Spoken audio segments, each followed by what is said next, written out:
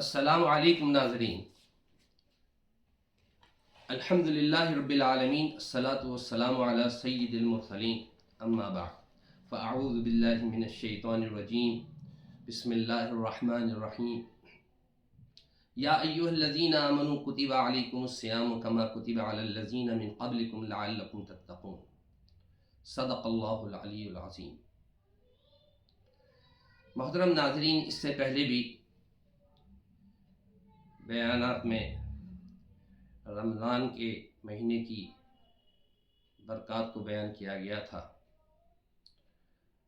آج ہم رمضان المبارک کی چند اور باتوں کو بیان کریں گے۔ اللہ رب العزت نے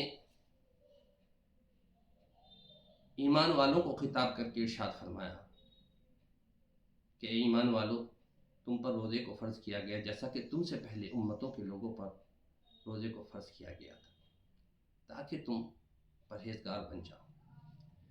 اصل میں روزے کے رکھنے میں آدمی اپنے نفس کے تقاضوں کو دباتا ہے، اور نفس کے تقاضوں کو دبانا ہی اصل تقوی کی بنیاد ہے۔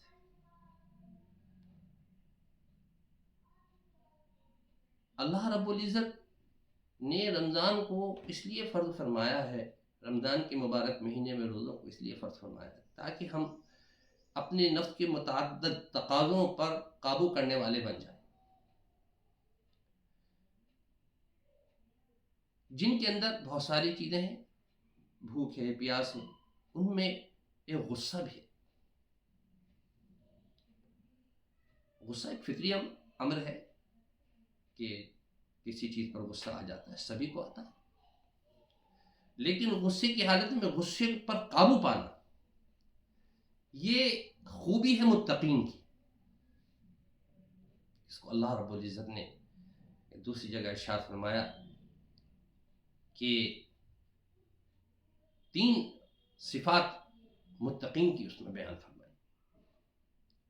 پہلی صفت تو یہ ہے الذین ينفقون فی السراء والضراء والکاظمین الغیظ والعافین عن الناس واللہ یحب المحسنین۔ متقین کون ہیں؟ وہ لوگ ہیں جو خرچ کرنے والے ہیں، فراغت کی حالت میں بھی اور تنگی کی حالت میں بھی۔ جب ان کے حالات اچھے ہوتے ہیں تو خوب فراغت کے ساتھ خرچ کرتے ہیں، فراغت کی حالت میں بھی خرچ کرتے ہیں، اور تنگی کے ساتھ اگر ان کی تنگی کی حالت ہوتی ہے تو بیچارے اپنی حیثیت کے بقدر وہ تنگی میں بھی خرچ کرتے ہیں۔ دونوں حالتوں کے اندر خرچ کرنے والے، فراغت کی حالت میں بھی اور تنگی کی حالت میں۔ اور اس میں ایک اشارہ یہ بھی ہے کہ ایک مالدار ہے، وہ تو اپنے مال کو خرچ کر ہی رہا ہے، لیکن ایک غریب آدمی ہے، تو مالدار اگر 1000 روپے میں 1 روپیہ دیتا ہے، خرچ کرتا ہے اللہ کے راستے میں، تو جو درجہ اس کا ہے وہی اس غریب کا بھی ہے کہ اگر یہ 1000 پیسے میں سے 1 پیسہ خرچ کرتا ہے، دونوں درجے کے اعتبار سے برابر۔ تو پہلی خوبی اور پہلی یعنی صفت جو متقین کی ہے وہ یہ ہے اس آیت شریفہ کے اندر کہ وہ خرچ کرنے والے ہیں، تنگی کی حالت میں بھی، فراغی کی حالت میں بھی، جب فراغت کی حالت میں بھی خرچ کرتے ہیں اور تنگی کی حالت میں بھی خرچ کرتے ہیں۔ دوسری خوبی یہ بیان کی والکاظمین الغیظ، اور غصے کو دبانے والے، غصے کے ضبط کرنے والے۔ جب غصہ آتا ہے، غصہ فطری امر ہے، فطری چیز ہے، سب کو آتا ہے، لیکن متقین کو جب غصہ آتا ہے تو ان کی خوبی یہ ہے کہ وہ غصے پر قابو پا لیتے ہیں۔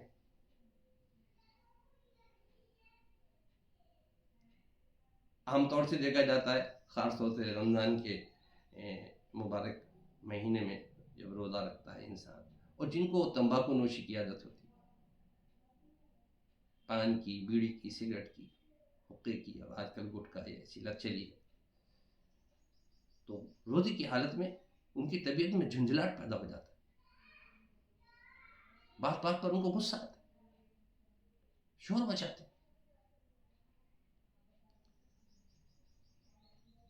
تو اس آیت شریفہ میں اللہ رب العزت متقین کی صفات بیان کر رہے ہیں کہ ان کے اندر جہاں خرچ کرنے کی صفت ہوتی ہے، وہ فراغت کی حالت میں اور تنگی کی حالت میں، دونوں حالتوں میں خرچ کرتے ہیں۔ ایک صفت یہ بیان کی کہ وہ غصے کو دبانے والے ہیں، جب غصہ آتا ہے تو غصے پر قابو پاتے ہیں۔ یہ مشکل کام ہے، آسان کام نہیں۔ غصہ جب آئے تو غصے پر قابو پانے کی تدبیر یہ ہے کہ پہلے اعوذ باللہ من الشیطان الرجیم پڑھیں،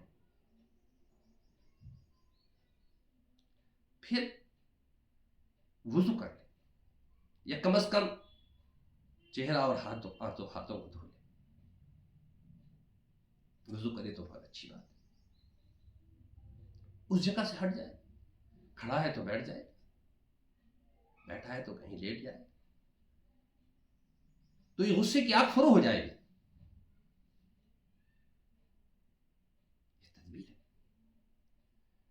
اور رمضان میں اس کی خوب مشق کی جاتی ہے کہ غصہ آتا ہے، انسان تقاضوں کو دباتا ہے، تو غصے کے وقت میں غصے کا آنا یہ بھی ایک تقاضا ہے، لیکن اس پر قابو پا لینا یہ کمال کی بات ہے، یہ کمال کی بات ہے۔ طاقتور وہ نہیں ہے جو اپنے مقابل کو پچھاڑ دے، طاقتور وہ ہے جو غصے پر قابو پا لے، غصے پر قابو پانے والا قوی ہے۔ ایک دن میری بڑی بیٹی اسی گھر پہ بیٹھے ہوئے تھے ہم سب لوگ، تو وہ اپنے کچھ حالات بتا رہی تھی، تو میں نے اسے کہا، میں نے کہا بیٹی، جب کبھی اس طرح کی کوئی صورت پیش آئے تو پہلے غصے پر قابو پائے گا، غصے پر قابو پائے گا، اور جس نے کوئی بات تمہارے ساتھ بدسلوکی کی ہے اس کو معاف کر دیا کرو، کہ اللہ تعالیٰ ارشاد فرماتے ہیں والعافین عن الناس، تقوی والے وہ ہیں جو لوگوں سے درگزر کرنے والے، واللہ یحب المحسنین، اور اللہ تعالیٰ محبوب رکھتے ہیں ایسے نیکوکاروں کو، احسان کرنے والوں کو، اور تم احسان بھی کر دیا کرو ان کے اوپر۔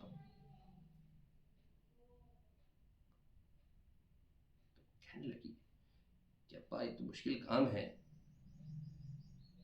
کہ غصہ آئے پہلے غصے پر قابو پانا، پھر دوسرے معاف کر دینا، اور تیسرے آپ کہتے ہیں کہ احسان بھی کرنا، ایسا لگتا ہے کہ جیسے دل پھٹ جائے گا۔ کام مشکل تو ہے، لیکن ان کا مطلب بھی بہت بلند ہے، اللہ رب العزت کی محبت میں اثر ہوتی ہے، وہ بندہ اللہ کا محبوب بن جاتا ہے، واللہ یحب المحسنین، اللہ ایسے نیکوکاروں کو، احسان کرنے والوں سے محبت کرتا ہے۔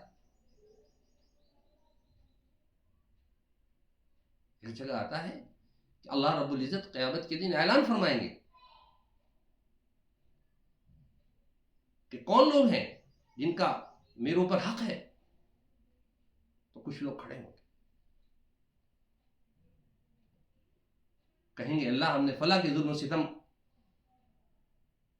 کو سہا اور معاف کیا اس کو، ان کے ساتھ اس نے سلوک کیا، تو اللہ رب العزت کی محبت ان کو عطا کی جائے گی، واللہ یحب المحسنین۔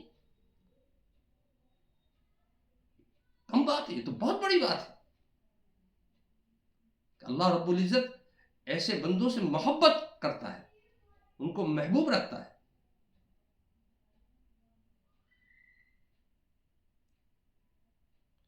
امام بیہقی رحمۃ اللہ علیہ نے ایک واقعہ نقل کیا. لکھتے ہیں کہ علی ابن حسین رضی اللہ تعالی عنہما کی ایک کنیز تھی، وہ ان کو وضو کرا رہی تھی. اچانک اس کے ہاتھ سے وضو کا برتن گر گیا، ان کے سارے کپڑے بھیگ گئے. تیز نظروں سے اس کی طرف کو دیکھا.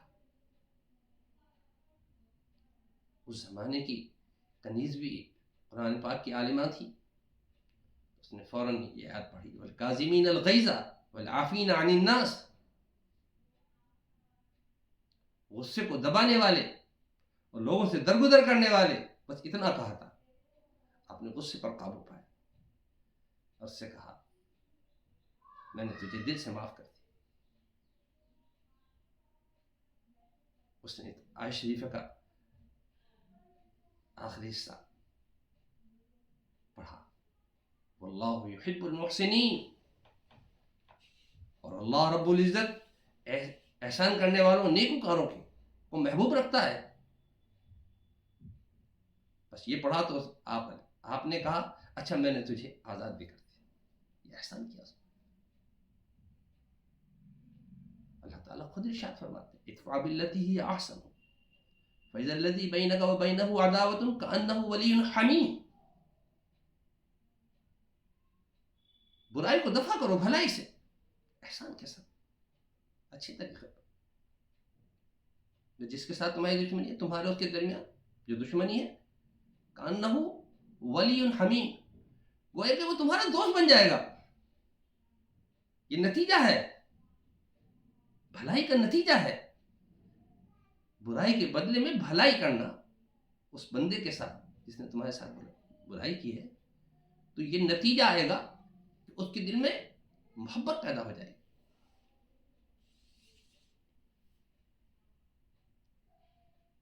حضرت امام اعظم رحمۃ اللہ علیہ کا واقعہ لکھا ہے. ایک شخص ان کو گالیاں بکتا تھا. آپ نے ایک دن ایک خان میں کچھ رقم رکھی ہے، اس کو کپڑے سے ڈھک کر اس کے پاس تشریف لے گئے اور اس سے کہا بھائی یہ تمہاری خدمت میں پیش کرتا ہوں، تمہارا میرے اوپر بہت بڑا احسان ہے، تم نے اپنی نیکیاں سے مجھے دی، تم گالیاں بکتے تھے. اسے حیرت ہو گئی، تعجب ہوا کہ میں جس کے ساتھ یہ سلوک کرتا تھا اس کا یہ معاملہ.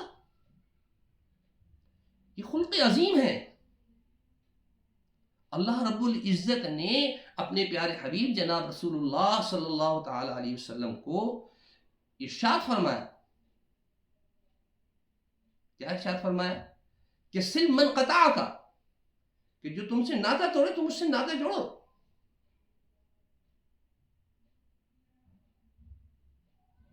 واعف عمن ظلمک، اور معاف کر دو اس کو جو تم پر ظلم کرے. واحسن الی من اساء الیک، اور اس کے ساتھ حسن سلوک کرو، احسان کرو جو تمہارے ساتھ برا کرے. یہ خلق عظیم ہے، یہ آپ کی عادت شریفہ تھی اور آپ کے صحابہ اور بعد اسلاف میں یہ صفت موجود تھی. آج ہمیں ان صفات کو اپنی زندگی میں لانے کی کوشش کرنی ہے. اور روزہ، چونکہ روزے رکھنے کے اندر نفس کے تقاضوں پر قابو پایا جاتا ہے اور ایک نفس کی خواہشات پر قابو پانے کا ایک روزہ ذریعہ ہے، تو اس سے ایک قابو پانے کا ملکہ پیدا ہو جاتا ہے. غصے کی حالت میں غصے پر قابو پانے کا، نفس کے تقاضوں کو دبانے کا ایک ملکہ پیدا ہو جاتا ہے جو بنیاد ہے تقوی کی. اللہ رب العزت سے دعا ہے کہ اللہ رب العزت ہم سب کو اس پر عمل کی توفیق نصیب فرمائے. یہ رمضان المبارک کا مہینہ چل رہا ہے، آپ سے دعا کی درخواست ہے کہ آپ اپنے خاص و خصوصی رمضان المبارک کے خصوصی اوقات میں اپنی مخلصانہ دعاؤں میں مجھ گنہگار کو بھی یاد رکھیں. کیا بعید ہے کہ رب کریم آپ کی دعاؤں کی برکت سے میری مغفرت فرما دے. آمین ثم آمین.